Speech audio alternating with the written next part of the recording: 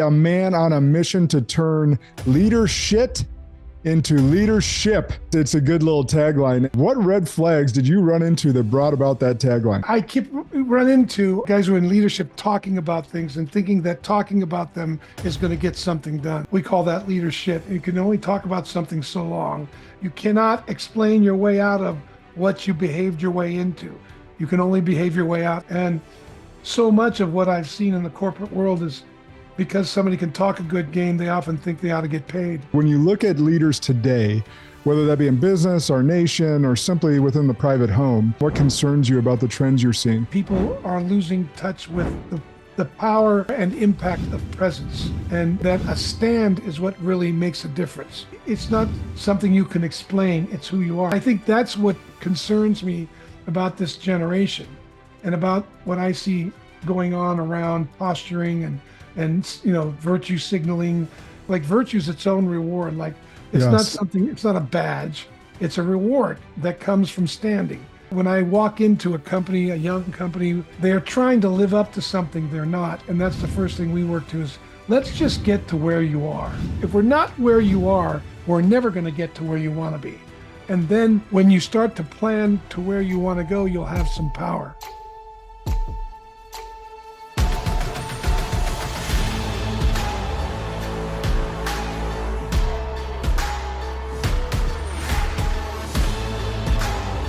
This is Sparta! Welcome back to Spartan Leadership. I'm your host, Josh Kosnick.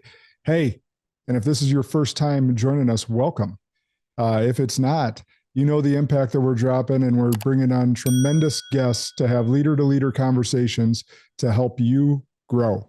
So that being said, if you find impact today, make sure you are sharing these episodes. All right, now that I got the housekeeping out of the way, with me today, a man on a mission to turn leadership into leadership. He has dedicated the past 35 years to helping top performers become world-class leaders. So you guys already know that this is one of my favorite topics, so we are going to have a great conversation today. Please join me in welcoming Dan Tocchini to the show. Welcome, brother.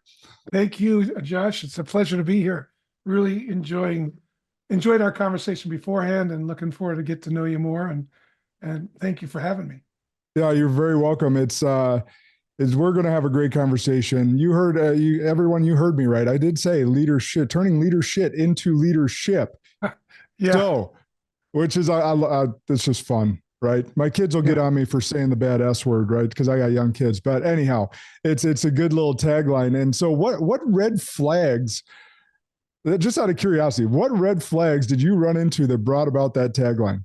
Well, I've done a lot of, I'm 35, it's over 40 years now, I started out working with executives, and then eventually got into working with founders and startups, that kind of thing.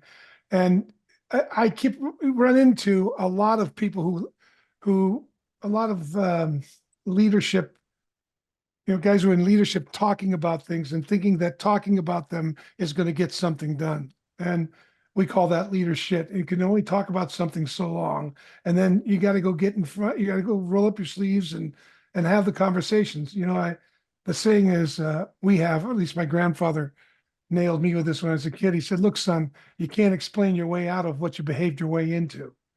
And that came after he had hired me. I was a young guy. I was probably 9 years old in the early 60s. And I wanted to buy a baseball glove, right? Because I was playing Little League.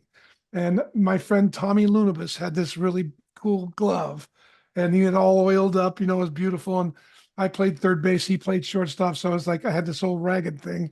So I went to my grandfather, asked me to buy me a glove, and he gave me a bunch of stuff. Like, why would I buy you a glove? And he's a multimillionaire. I said, well, because you're rich. He said, well, I didn't get this way, but I worked for it, and you got to go out and work for it. So he gave me a job. I talked him into giving me a job. He said, you make my grass green, you make my yard green, I'll pay you $100 a month, which would, hell, now I'm thinking about buying a baseball team, not just a glove, right? And my mind's going through all the things I'm going to buy with my money. And I'm at his house every day after school, and I'm watering and I'm fertilizing. I'm doing everything I can, working really hard. And 2 weeks later, I go in to get my $50, and he swats me in the head. I go, "What's up, Pop?" And I'm shocked, and I run out and I run home and tell my dad, and he goes, "What? Pop swatted you, and you worked that hard?" So he calls my grandfather up and comes back in, and he gives me a swat. I go, "What do you? What?" I start to cry. You know what? I pull out the suitcase. I'm running away, and he says, "Look, son, Dan, Papa hired you to make the yard green, not work hard. So when the yard's green, you'll get paid. You cannot explain your way out of what you behaved your way into. You can only behave your way out." And that really struck me. And so much of what I've seen in the corporate world is because somebody can talk a good game, they often think they ought to get paid, and or that things don't work, and they're just really good at blaming everything around them instead of taking a stand and getting rolling up their sleeves, and sometimes you got to wrestle around in the dark looking for the keys. And so that's what we call leader shit, is when somebody tries to explain their way out of what they behaved their way into. So Yeah, leadership equals bullshit. bullshit. And there's a lot of that going around lately. That's right. And Yeah. so it strikes me there as leadership is an action, much like we know that our kids pay infinite more attention to what we do more than what we say. Or that. And so that's effectively what you're saying. Yeah, it's funny you said about I have my granddaughters, they have a little quarter jar, and if I swear, a quarter, and now the other day my 8-year-old granddaughter said, "Papa, there's inflation, but we think should take it to $1 now." No, man, Kids are smart. She is smart. She's a little entrepreneur. They're smart.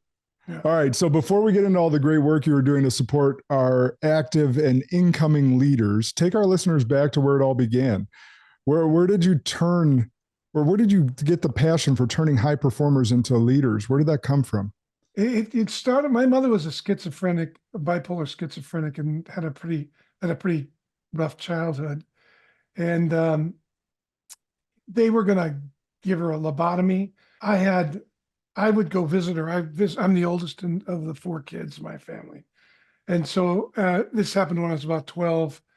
And I started going back and forth to the hospital. And I don't know if you've ever seen anybody who's disassociated, but she would symbolize. It's called symbolizing. And she'd move things around and then look at you like she said something. And it would freak my dad and the other kids out. But I kept getting the impression she was trying to speak. So at a very early age, I got very interested in human performance. It's like, how do I reach her? How do I communicate with her? And they were talking about giving her a lobotomy, and I talked my dad into letting me work with her. I'd go visit her, and I said, before you do something like that, can I just see if I can get her to talk to me? Because she had gone catatonic, and she'd come out and hurt herself. And they put a jacket on her and the whole deal. And I was a big kid. At 12 years old, I was almost 6 foot. And so Wow. I talked him into letting me work with her. And I was, at the time, so I picked up a bunch of books, and I had been reading Bandler and Grinder, the NLP, neuro linguistic programming. Yeah. One of the things, and I started getting into modeling. So they allowed me to go in. They took the straitjacket off her. I asked them if they would not give her Thorazine and let her be there, because if she came out and was violent, I could handle her. And I just wanted to model her. So I modeled her sitting, breathing. I don't know if somebody who's catatonic only breathes, they breathe very shallowly. They only blink a few times every minute. So I just sat next to her, and ended up, she, after about an hour and a half, turned and looked at me and said, "Finally somebody's listening." And we had a short conversation. Then she went back into the catatonia.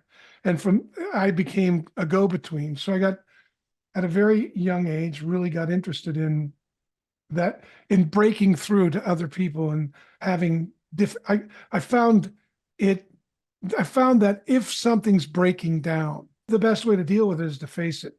One of the principles I talk about is, what you don't face now will defeat you later. And oh, wow. Yeah. Yeah. And it came from that. And then I went through a very rough time after that. As you can imagine, there was a lot of emotional stuff. I left home at 16, and I ended up dealing drugs, and I had a football scholarship. And when I was at school, I started dealing drugs, and because there was a lot of kids with money, and I was doing drugs, cocaine mostly, and I started to live a double life. And when I met my wife and married her, she had no idea about it, but eventually, she caught on. And at one Mm. point, my son was a year old. He's 40 now. She confronted me and just basically said, "It's me and Danny or the highway. I can't live like this." And that's when I started. And I had always been a voracious reader. So, I had to face my own despair, my anger and rage. And I got to a place where I started to embrace the faults, what people would call faults, I would call my survival strategies. Instead of trying to get rid of them, we call it hugging the cactus in our company. I can, rather than trying to get rid of my sense of insecurity or my sense of being a fraud. That was a big one for me. And I would exaggerate my accomplishments, or I'd lie, or cheat. Rather than try to get rid of that, I befriended it, and it became, rather than an enemy, it soon transformed into an ally. And it became an ally because it would signal me, if I was willing to embrace it, not judge myself for it, but embrace it. It signaled moments when I needed to, instead of try to impress somebody, probably get vulnerable and speak about what I was afraid of, or talk to something I was afraid to look at. And that became very powerful for me in my work, because our job is to, as you know, have difficult conversations. In fact, Mhm. I would submit that a successful leader is someone who gets the value and possibility in difficult conversations, and actually runs towards them, not away from them. And so that was a big deal for me, and I did it for years. Well, Uh, I mean, so much to unpack there, Dan. So, first off, the first thing that came to mind is that I bet there's a good portion of the listeners that don't know what a lobotomy is. okay, so a lobotomy during the 50s and 60s, one of the ways they would subdue, people who were violent, or to themselves or others, and they would go psychotic. They're psychotic at some point, then they go into catatonia, which is a complete disassociation. And when they come out of it, like, it's a very numb state. And they come out of it, they might be violent. And so they would cut a part of the brain where this anger, or I guess it is, they would put a cut there, or a burn, and the person would become passive, but permanently. And Yeah. they stopped doing that because it was cruel and unusual. So my father was pretty aware of that, and I don't think he was ever too bought into it. So it wasn't a Yeah. hard decision. And I had been visiting her, but I just didn't want to see that happen to my mother. Yeah. And I can only imagine, like you mentioned briefly, the trauma and emotions that come around seeing, your mother in that state, Yeah. uh, let alone, and not knowing how to deal with it at that age, like 12 to those formative years, right? Those 12 to 18, or even into our 20s, like such formative years of growth and maturity. And you just Yeah. don't have any way of understanding what the heck is going on with your mother. No, and I was a violent kid as a result of it. I had a bad temper, and my nickname was Duke, uh, because I would, I would get in a lot of fights, and I was an angry kid and a chip on my shoulder, and that was a big deal. And I used the drugs to kind of calm me down, make me more sociable. I felt more confident. I was insecure, because of, I think, a lot of what I made up about the situation. And over the years, my mother and I became very close friends. She died at 82 during the fires in California, but she lived a very good life alone. She lived by herself. She divorced my father. They became great friends. My dad, to his credit, was very courageous in kind of recovering and maintaining a loving relationship with her, even though he got married some 10 years later. And his current wife was very close to my mom, and she's a sweet gal. She's my age, great woman. I love her to death. But anyway, my mom, I asked her one time, why didn't she ever get married again? And she said, "Oh, nobody wants to live with us," because she had multiple type of personalities, and Yeah. and I really learned, she really integrated because she started accepting her, just the way she was built in a way.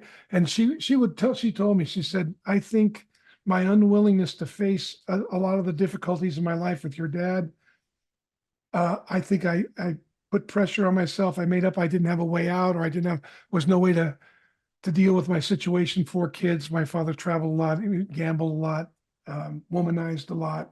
It was not a good situation." And she said, I think my chemistry changed as a way for me to kind of escape the suffering. And so we had some great conversations as she started to get grounded back into her body. And she was able to live a really good life for 40, 50 years after Oh, that. I'm glad to hear that. Glad to hear that. One of the other things you said that I love, because I also teach this, and I teach it because I had to learn it myself. But what you don't face will defeat you. Yeah. And I think so many people avoid conversations that they deem as difficult because they don't want to offend someone, or they just want to sweep it under the rug for the sake of keeping the peace, not knowing that eventually you're going to trip on that rug, not knowing that it's going to become a bigger problem later than it ever should have been had you just faced it right away. So 2 things came to mind there. I'll give a little bit of my experience with that. Is I didn't like having difficult conversations. In fact, in college, if I had a girlfriend that I wanted to break up with, I couldn't have that conversation. So I would just become a big enough dick that she would break up with me. Yeah, right on. Right. It's a way to chase them out. Right on. Yeah. Yeah. So, and that is not healthy, and it wasn't fair to them. And so I'm sorry if anyone of my previous girlfriends ever listens to this, but like, I didn't know better. I was immature, and I just, that was my way of dealing with stuff because I wasn't taught better.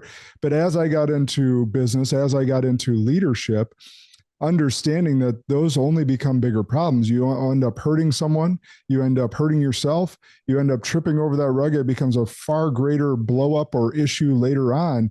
So then I overswung the pendulum and would attack it like a banshee.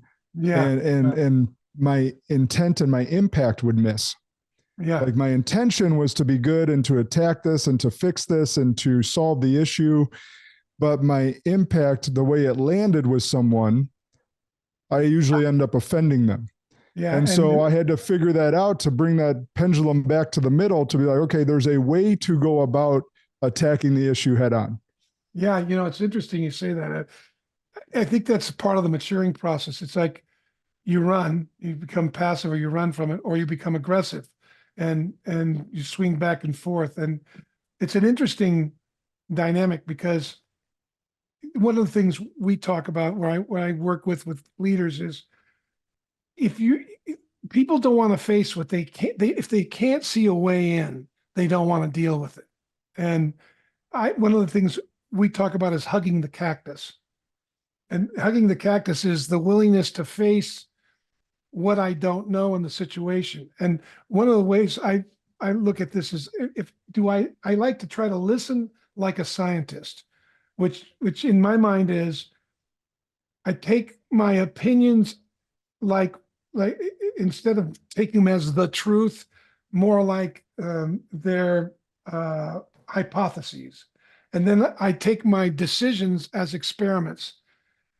And I argue like I'm right, but I want to listen like I could be wrong, and that makes it a lot easier for me to begin to investigate what's going on, both for me and for you, for the other person, because it's so easy to project what I'm interpreting you're saying onto you. Like you're saying something, I'm interpreting it, and then I'm giving you credit for my interpretation without first investigating what is it you really mean by that? Because I can make something up and give you credit for it. This is what I've learned from my wife. Like, I could imagine she's saying something and I start reacting to what I think she's saying instead of listening and understanding what I might not be considering. And Yes. that's a big deal in corporate America. I've watched it multiple times. Like, our brain is set up to, to protect us. It's set up to maintain, it's like a survival mind. Keep the body alive, keep the spacesuit alive. And then the other mandate it has biologically is save energy in case you need it to keep the spacesuit alive. And we have biological reactions when people speak to us. If it feels like they're wasting our time, we immediately shut down. And Harvard there's a great book out, Thank You for the Feedback, it's called. And it's done by the Harvard Negotiation Project, 10 years of research with executives. And one of the questions they asked, the executives would ask is, how long should I listen to bullshit, right? That's the way they frame it. And the point is, well, after they did the study, well, you got to listen to it for a while. You got to find out if it's really bullshit, right? Because the first thing is, if you think it's bullshit, you're going to find the evidence that it is. And so you've got to really question, is that really what's going on, right? And then you can tell. But most people don't want to listen long enough to see if what's being said to them has something in it for them, right? And it's not like you're going to believe everything you're told, but what can I find that's true? And then I can connect to that. And then if the rest is bullshit, I can actually speak to that. I can acknowledge what's true and then ask about the rest of it and find out what's there. But most people don't want to spend that time, No, this is so good. This is so good, brother. All right. So you said, I argue like I'm right, but listen like I'm wrong. I listen like I could be wrong. Or like I could be wrong. Yes, yes, yes. So that is so important because you have to even consider, that you could be wrong, and that takes humility. Yeah. And therefore, that if you listen like that, you're absorbing what they're trying to say. And then you can actually even ask a question to clarify, is this what you're trying to say? And it's understanding the dichotomy in the relationship. And so one of the questions that I love to ask and I love to teach, and I love to ask it of myself, and I love to teach it to others, is what part of the problem is me? Because I've gone through some really shitty situations in the last few years, and where like someone attacked me, someone sued me and put bad names on me and tried to ruin my reputation, all these different things. But you still, in those scenarios, even if, everyone around you is telling like, that's so wrong, I can't believe that person did that, blah, blah, blah. Like, right on. You're still a part of it. So like, even if it's 1%, there's 1% that's wrong. And that's the only thing I can control. I mean, the idea that, like, how did I earn this is how I ask myself. Like, how did I earn this situation? And one of the things I pay attention to is what I'm complaining about. Because if I'm complaining about something, it means that, and I don't, because executives will complain. If you listen, we all have complaints, right? And usually the complaint is a sign that I'm dissatisfied with what I have, but I don't think it's possible to get what I really want. So I settle for what the complaint gets me instead of investigating what it's going to take to overcome what I think is in my way. And there's an interesting study done by Harvard and Wharton. They did a study on what foils or what undermines and destroys agreements in negotiations. And a negotiation in this particular context, and any negotiation, is any communication designed to influence or persuade somebody else or a group of people. And what is it that foils or undermines a meeting of the minds? And the number one thing they found, 87% of the time, it's cognitive. It's what we're making up about the situation. It's not the situation itself. And the other one, there's like another percentage, like 5 or 6%, is strategic and 3% are legal, matters. There's no, it's impossible because of certain legal matters, that kind of thing. But Yeah. 87% of the time, it's the way we're thinking about what's going on. Yeah. Yeah. And you have to give yourself space to, because most people listen to respond, right? Versus, and that's the cognitive piece here. They're sorting out their story in their head or what they think they're hearing from this person without actually knowing what they're hearing. So they're listening to respond, not listening to understand. Now you sound like my wife.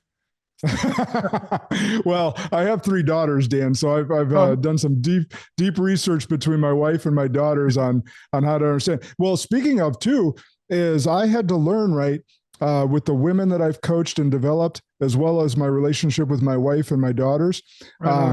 When they cry, us men think it's that they're sad, because the only time us men cry is typically when we're sad. But we're so different, right? If you ask a woman why she's crying, especially in a conversation or, difficult conversation in air quotes, right? Or an argument, more commonality as far as us in marriages, it's because they're frustrated.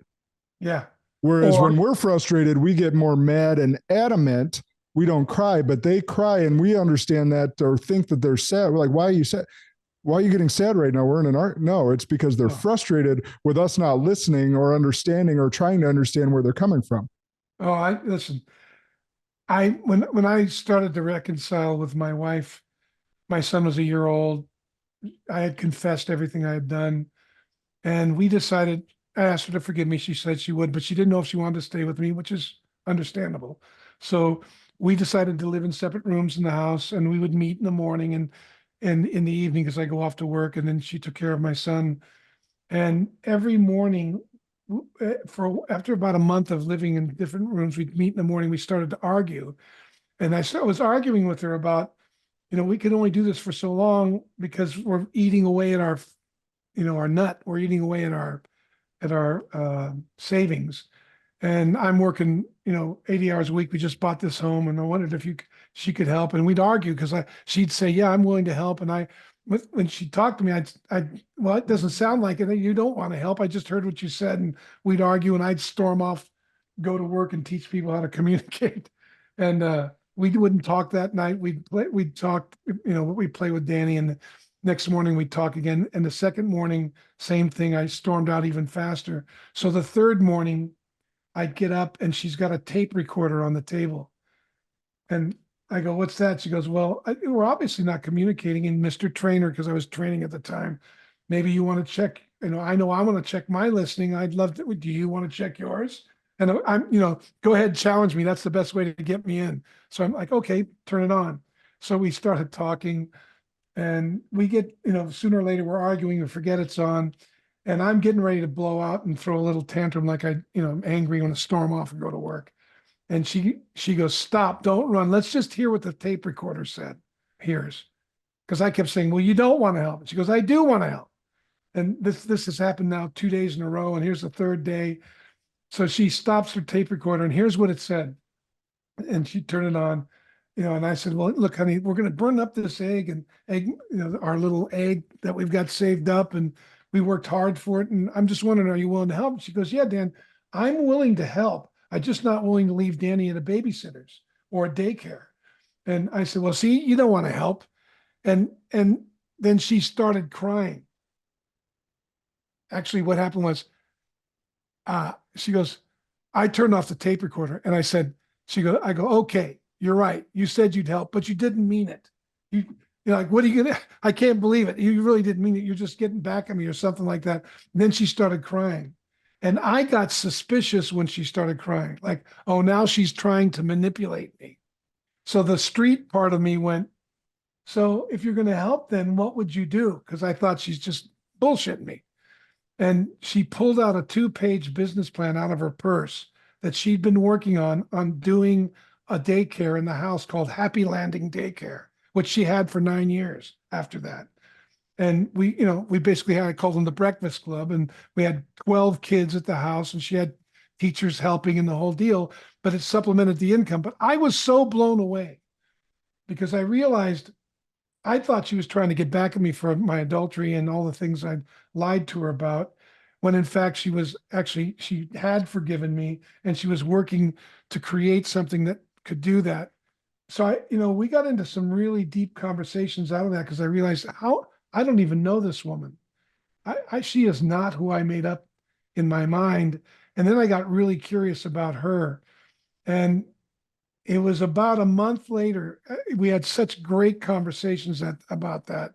And one of the things I discovered was I had committed adultery 8 times with just one night stands, and they were always in September. And we were able to talk about them without me getting contemptuous because I was ashamed of what I did, and contempt is a way to drive people away from what you don't see about yourself. And she illuminated that with me, and we explored it. And I realized every September is when I did it. And then I started to realize that's when my mother first went off, was in a late September in the fall. And it was a huge revelation. And I realized I had projected my suspicion and my own self-contempt onto her. And it opened up a ton. And I remember coming home one night about a month into after that discussion. And we had many discussions, and there was a note on my bed said, "Come back to bed, Dan. I forgive you and I want to stay." And we were able to, that's when we started really working together. And she works with me. She's the head of our coaching department, and she coaches. She's a tremendous coach. She trained my partner who co-founded Take New Ground with me. And we've got a number of coaches she works with like that. So. Tremendous woman, tremendous story. Yeah. Thanks for sharing. You've referred to leadership as a sacred responsibility. Yeah. I wanna dive into that, or a sacred experience, I should say. I think I know what you mean, and I have some thoughts around it, but I want to hear from you. What do you mean by that? And do you feel that experience has somewhat been lost in translation nowadays? Oh, absolutely. Sacred meaning, I mean, I think about how I want to be treated. I think about my own life and how much it means to me to be with my kids and to have my life work out, and how much my children mean to me, and how much my community means to me, and what I'm leaving behind. And that's true for everybody I'm going to work with. They must have some reason, something deep inside them that they're looking to accomplish and to bring forth into the world for them, for their family, for their community. And so how can I add value to that? How can I, whatever I've created as a leader, if somebody's coming to work with me, because I don't look at it as they work for me, then how does what they want line up with what I'm committed to, and how can I serve them? So if what they're up to doesn't serve what I'm up to, I don't want them to get on board for them as much as for me, even if they're competent, because they're going to resent participating, because it's not going to, if they can't see how it's connected into their own personal longings and commitments in life. And then there's really, they're just going to come and be a tool, and tools get tired. But if what they do at work not only opens up new possibilities for them, but they see new ways to integrate their life outside of work. We don't talk about work-life balance. We talk about work-life integration, breaking down the silos, right? So that my family's a resource for me at work, as well as my work is a resource for my family. Sometimes the work needs more attention, sometimes the family. But if I create a narrative that integrates them, then my children can see how they contribute. And my work, my workers or my partners can see how they contribute to my family's life. And we that's a real value that we work with. And so that's what I mean by sacred, because what I'm doing is going to leave an imprint, either life or death, on the people I work with and lead. We're so in alignment there. I want to take it a little bit further with that is, please, not everyone's meant to lead. And that's why I also think like sacred, as in it could be time, it could be maturity, it could be never. Like marriage is sacred. Your relationship with your children should be held sacred. Like relationships are sacred. And some people in the leadership sense, whether it's narcissistic traits, whether it's different desires, whatever it may be, should not be in a leadership role. And oftentimes companies, because someone's good at sales, they've exhibited strengths in that, they want to promote them to a leadership position when those traits don't necessarily align in both different positions. And so I've seen a lot of people not be willing to carry the crown before they wear the crown. They just want the crown. Yeah. Performers don't necessarily mean good leaders, and you're right, man. I'm with you. We talk about it's a different set of skills to be able to lead, and people may not want to do that. I've got them, but they may be great contributors, and yeah, and that's okay.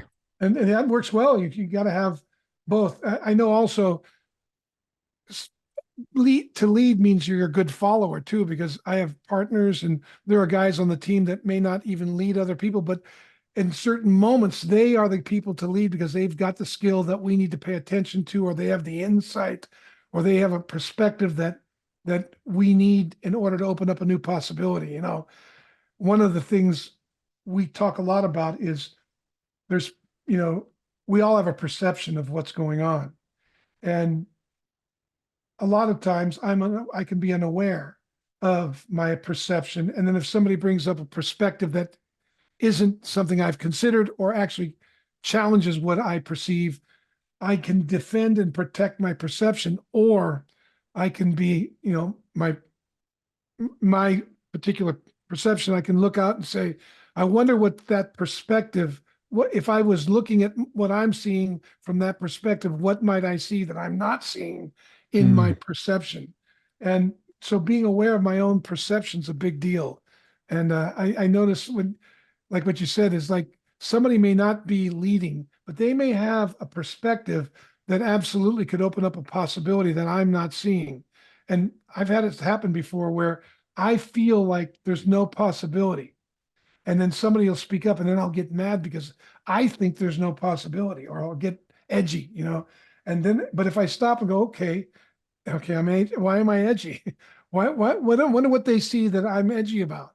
And their perspective can open up and add to my own perception. It's happened multiple times, but I noticed I have to catch myself. I have to listen to my own machinery. And if I'm getting defensive or angry and I can't really name why, it's worth an inquiry. Yeah. You said perception is reality, and it is until it meets the truth. Until that's right. And that's it's so interesting. I've heard so many people over time use that quote as an excuse and not realize that there's an ending to that quote that they're cutting off, or maybe they just never heard it before. And it's like, no, yeah, perception is reality. That is true until it meets the truth. Yeah. My wife, I hear her say this a lot to people she's working with, the mind can't tell a difference between a real and an imagined experience. So, it's kind of like I heard a saying, it goes, I went through a lot of troubles and some of them were actually real. That's good. That's good. All right. So we touched on this briefly, but I want to dive a little bit deeper. So like when you look at leaders today, whether that be in business, our nation, or simply within the private home, what excites you and what concerns you about the trends you're seeing? What excites me is it's just the rapid amount of innovation that's going on. That there's a lot of technology, there's a lot of wisdom out there, and around technology, how to use it, and it's interesting to see people innovating in ways that are helpful to other people, making life more productive, more enjoyable, much more meaningful. And then my concern is that this technology isn't good. It's not the answer. And it isn't what makes a difference. My concern is that people are losing touch with the power and impact of presence. And that a stand is what really makes a difference. And a stand is not, it's not something you can explain. It's who you are. It's like, here I stand, I will not be moved.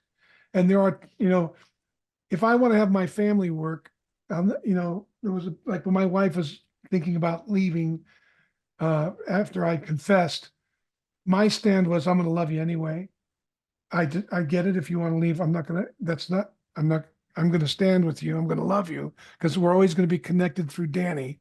And I don't have to talk about it. I'm going to show you that I'm committed to you, and I will love you. Even if you get married again, I'll make room for whomever is in your life and my life so that we can raise our son together.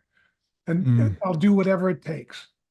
And that kind of stand, in my experience, that's what makes a difference with a leader. And to see somebody like, I love watching Elon Musk. I love, he just takes a stand, and he's willing to. People say, well, he's got fuck you money, but I think it's bigger than that. I think he also has a lot to lose. So that's right. People got to give that credit. Like, if you're going to say that they have fuck you money, or they've gotten so big, whatever, you also have to say in the same breath that they have way more to lose than you do. That's right. And what came first, the stand or the fuck you money? I mean, anybody who's been successful is standing in some way. Now, I'm very close to guys who work with Elon, and Elon, I've met him, and he lost a son. And when Tom Mueller, who was the guy who invented the Merlin rocket, was telling me that he was talking to Elon one day about his son when they were working at SpaceX, and he said, I said, how's your boy? And he said, well, he's sick. And he goes, well, I hope it's not, bad. He goes, well, he's going to die. And he started to weep.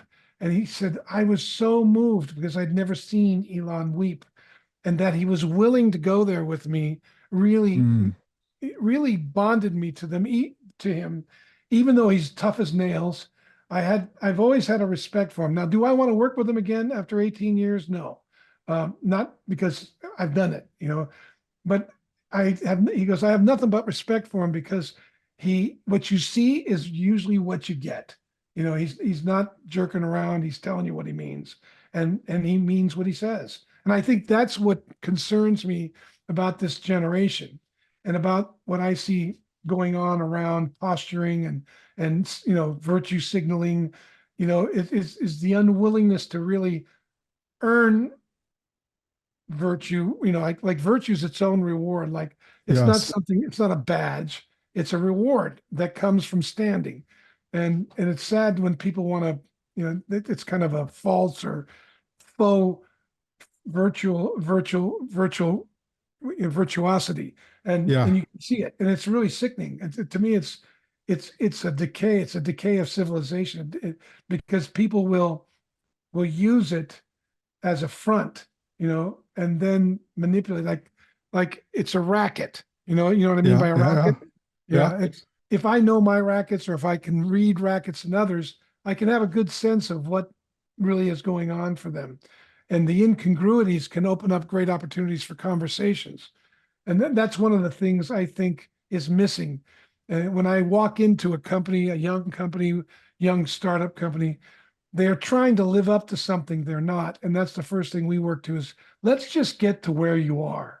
Because if we're not where you are, we're never going to get to where you want to be. So let's just get real about where you are right now. You don't need to impress us, the team, me.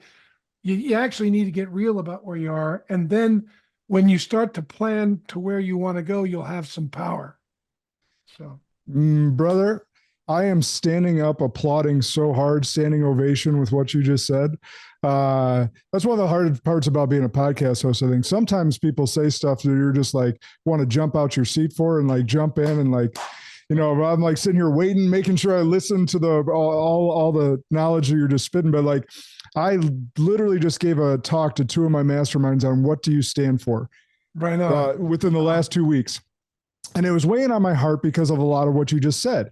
We have become a society where the silent majority and political correctness have been used against us as weapons. So then we have, and then virtue signaling has also then become some sort of noble thing for everyone to put on their social media. So you have this like perfect storm of bullshit where you, like you said, the racket up front. So we have people posting a flag for Israel or a flag for Palestine or a flag for Ukraine on their profile picture, or a black square when the BLM riots were happening. Like that actually means something. Yeah, it doesn't mean a thing, like because you're not doing anything. You're not doing anything in real life. You are literally just posting a flag on your profile picture so that everyone on your social media can see it, so that you are somehow virtuous when you've actually done nothing to help that cause.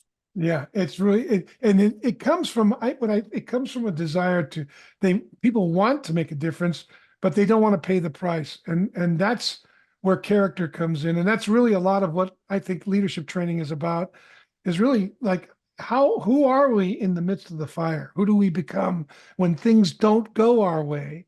Can we stand in it and find I really believe that whatever's going on is perfect, because vision is not fantasy. Vision is grounded in the reality I'm standing in now. Fantasy has no relationship to what I'm standing in now. And so many visions are fantasy because people because they don't want to find how it relates to what they're doing now. And that's a very particular type of inquiry. Yeah.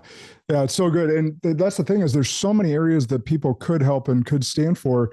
And on the silent majority or political correctness piece, it's used against us as a weapon so that we don't take a stand publicly and actually stand up against those that are oppressing us.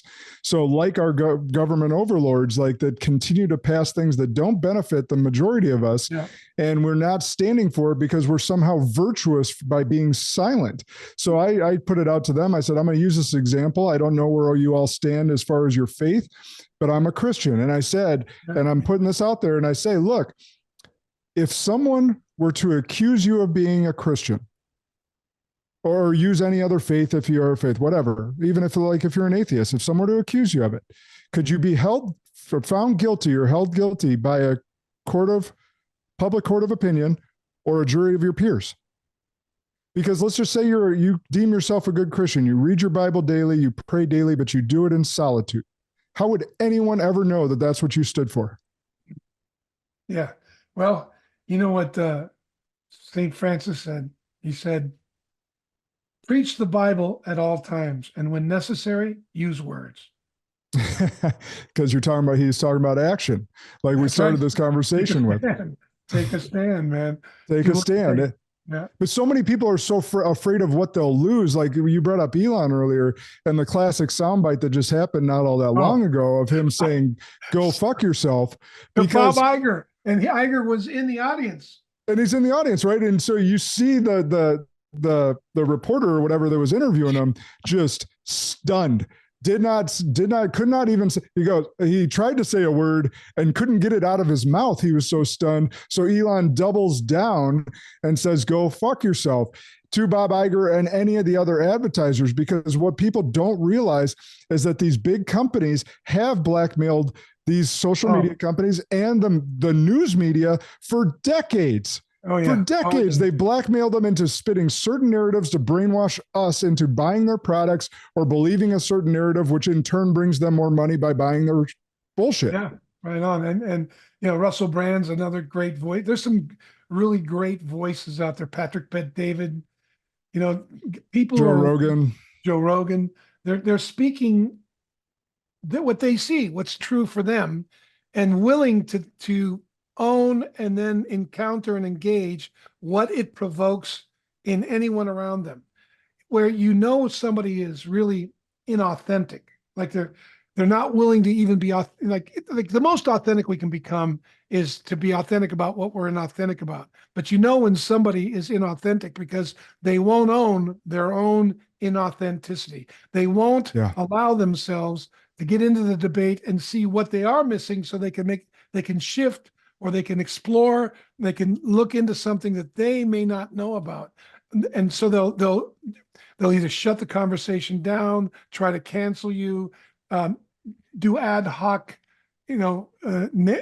attacks on your character, instead of have a discussion about their perspective, your perspective, what they like about it, don't like about it, agree to, and then we can listen to each other. That's a big practice. And if you can get your team to do that, holy Toledo. I mean, people will love to come to work. And you know what's amazing?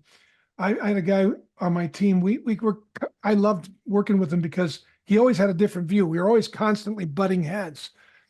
He comes in, he says, "Why don't you do you want to fire me?" I said, "Hell no, shit. You're the guy I listen to. There's so many good ideas you bring, and you're like the canary in the cave. Because if things aren't working, you're going to say something, and everybody else is, and like that guy." We became good friends. We're still, in fact, we do work together. He's an Italian who lives in Italy, and we just did a thing in November with him, and we do a lot of work together. But we always end up seeing things differently.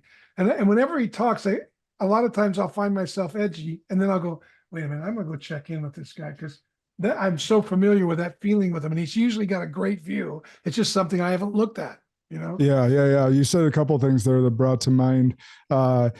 I'm sick of people pushing diversity in skin color and religion and sex.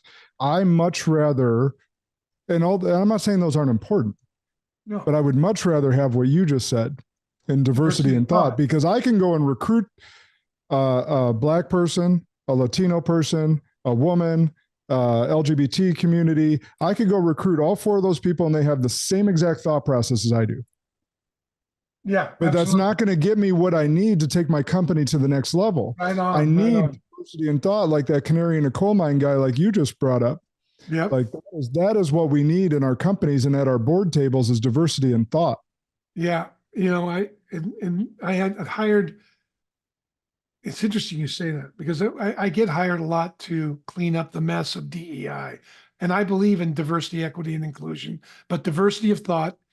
Equity are equal opportunity and including everyone, including white people. I don't, it's like to include somebody is to listen and to consider. And then if I've had team members and I worked for a guy where I would disagree with him. He would hear me and he would consider what I said, and then make a choice. Sometimes he would take what I advised and sometimes he wouldn't. But I remember thinking to myself, when he wouldn't take it, I still was anxious in a good way to align with what he chose because he heard me and he listened. And now, yeah, absolutely, I can align. I may not agree with what you're up to, but I get what you're after and I can align with that. Yeah. And that's the kind of maturity I found when you get that on a team. You don't have to agree with everybody. You don't even have to like everybody, but you can certainly respect who they are, their point of view, and why they're there. And work together well and create synergy. And there's nothing like that. There's nothing like working on a winning team that gets off on solving problems. It's just a blast. Yeah. Yep. The other thing that just came to mind as you were the last couple back and forths we had is we got to stop expecting perfection from leaders because there is no such thing. No such thing. And so you take that to our government. The best leaders aren't perfect. The best leaders are real and care about the right solution, not who's right, but what's right. Yeah. Okay. So we take that to the government. And when's the last time we heard a politician actually say, you know what? I fucked that up. Here's the information I had. I've heard Vivek say it. Yes. So actually, thank you for bringing that up because Vivek, that's why he's not going to win. Right. But the reason that people are attracted to him right now, the people that are attracted to him, including I know he's not going to win, but there's pieces of him I like. And the pieces that I like is he's real. He's not a robot up there. If you watch him, he's grown so much in the process. I listened to him on a Jordan Peterson podcast just when he entered the race. And he came on and talked to him some months later. And then you watch him now and he's come so far. He's done exactly what he said. He's here to learn what it takes. He's in for the long haul. We're going to see him around a long time. He's somebody I'm excited about. I think he's my age. He's young 40s, I believe. Young guy. And he's on it, man. I think he represents this generation, the next generation really well. He's very exciting. I really like so he is the dangerous part of us as a society trying to find this perfect politician or perfect leader. And so this is why they use the Me Too thing. They use the cancel culture thing. They dig up something from the 80s on these people for a reason, on anyone that's real, that tries to get in, that's an outsider. And they bring that up as a weapon against us to keep the outsiders outside so they can keep playing their political games and their pawns and using us as pawns and moving us around. But we got to wake up and realize that no one is perfect. Everyone has a past, and we need a leader that's going to do what's right for us, the people, which is someone that can actually admit mistakes, not try and be this perfect shell of a human being. Well, yeah, it's like Tulsi Gabbard. I really love her too. People who can, their commitment is to a vision. So if there's a mistake, they own it because they know that owning it is the only way to learn what they need to learn to get to the vision. And so the idea is to aim at something bigger than my own need to be right. And it's so easy, I think, for these guys to, because they know that, oh, I won't get elected if I'm not always right. That's what they think. But I think, like you said, I think it's fresh to see somebody who's willing to take a stand. And if they get it wrong, okay, go again, because it's not that you failed, it's how many times you get up. We hear these, sayings that are just trite if they're not backed up with any character. But there are people out there that are willing to do that. Tulsi Gabbard's another one. I love this guy, Robert F. Kennedy. Yeah, Kennedy. I was just going to say, Kennedy's doing it right now. He's taking a stand against his own. So that's the thing, is you have to take a stand against your own party. Otherwise, you're not real. There is no human being on the planet that goes, yes, I agree with all 1,000 of those issues with my party. And I'm just going to fall in line. That is a robot, not a human being. There's no human being on planet just says, yep, I line up with every single thing on that ticket, and everything against over there, they're all assholes, and they're wrong on every single one of them. They are assholes, but they might be people we can work with. Right? Yeah. I'm with you. I'm completely with you. To me, I want somebody, I may not agree with everything they say, but I want somebody who's willing to represent everybody. They're willing to listen and consider, and they're willing to move in a direction that maybe they don't agree with, but they think they get it's better for the people they're serving. And that's hard to find. That sense of service, I think, is starting to come back out of necessity. I think the pendulum is starting to swing back, and people are starting to notice who's really authentic and who isn't.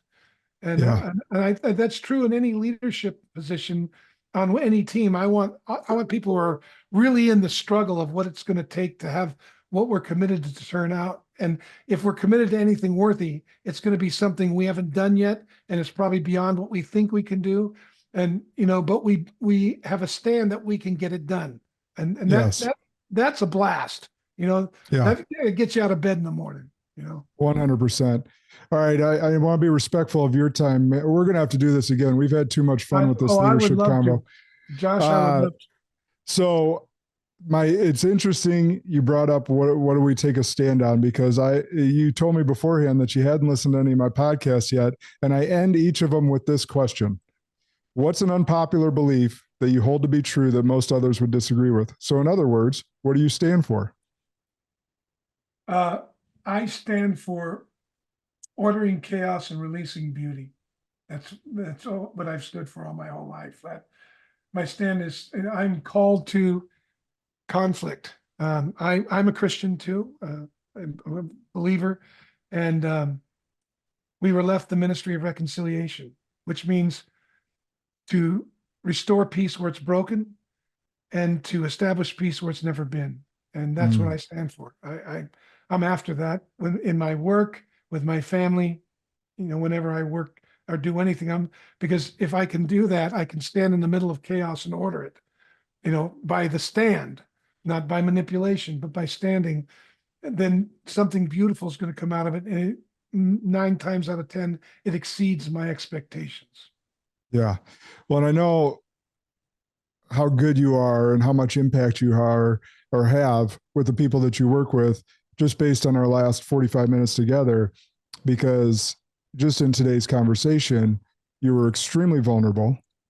You showed and taught us your mistakes from taught the lessons from your mistakes that you made in that vulnerability, and now how you're teaching going forward from those mistakes, from your life lessons, from lessons in humility from your wife, and I'm sure just many other influences along the way. So, man, I appreciate the conversation today and all the lessons. I know everyone in the audience got a lot from our conversation today, even on our political leadership diatribe that we got into on the end. That was fun. It was fun. You know, So, Josh, I just want go to. ahead.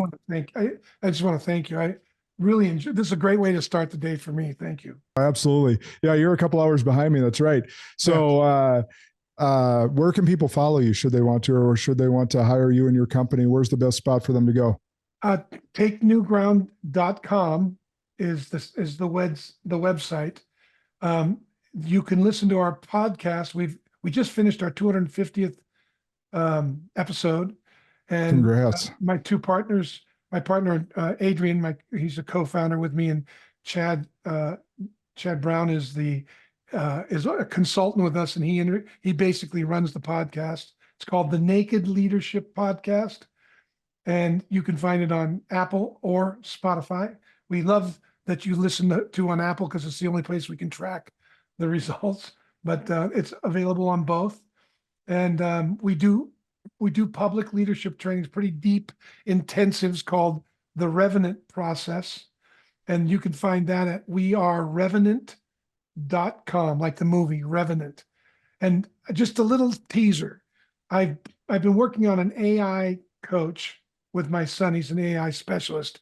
And he built a platform, and we can plug in any of the large language models, which we do. And we have multiple agents that are working on in the platform. And it's really robust. All of my frameworks are built into it, far more robust than ChatGPT's coaching thing or anything we've seen out there. And we're going to be rolling that out in the new year. So. Oh, I can't wait to see it. And I know that you'll say the same thing, is that AI cannot replace presence, especially in leadership and the human being. No so doubt. It's an addition to, that's right, not a subtraction from. We're going to release it, one version of it, as a coaching tool, because it can help you see things, but there's nothing going to take the place of you in your presence, but it can help you see where to presence yourself or where to aim an inquiry that you may not be seeing. Yeah, that's awesome. Can't wait. So make sure you keep me in the loop on the betas there as you get going. In fact, when I get off here, I'll send you the beta we're in and you can play with it. Awesome. Appreciate that. All right, Spartans, you know what to do. Share this episode far and wide. It's a great conversation, high impact had. Remember, the good and great are the enemies of possible. Lead like a Spartan today.